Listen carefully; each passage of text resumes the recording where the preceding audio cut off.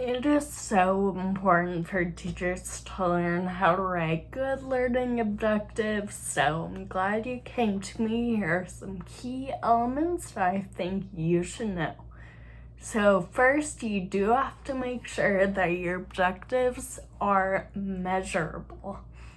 A good way to do this is to use action verbs, so words like count and assemble give easily observable and measurable goals.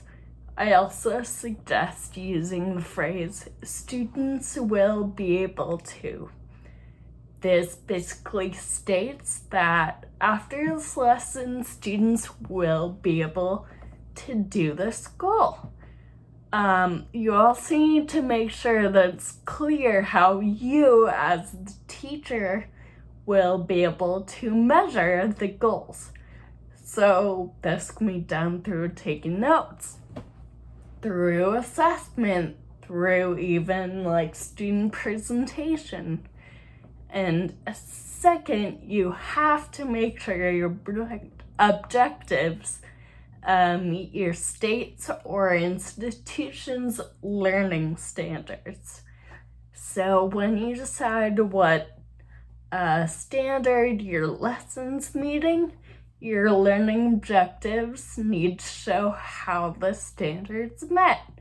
One of the science learning standards for first grade that I teach is design and evaluate ways to increase or reduce heat from friction between two objects.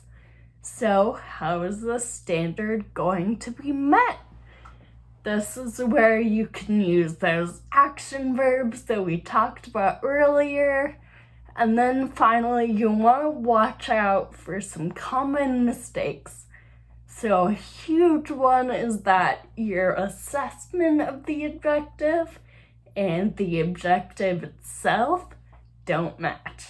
So sometimes students find themselves deeply motivated and involved with a project, but they don't make the connection of why they're doing it or really what's the objective here. So just remember that sometimes your lesson doesn't always reach the educational outcome that you expect. Just continue to remind your students what they're doing, why they're doing it. Ask for feedback from them throughout so you can keep those expectations the same. I really hope this helps. Good luck.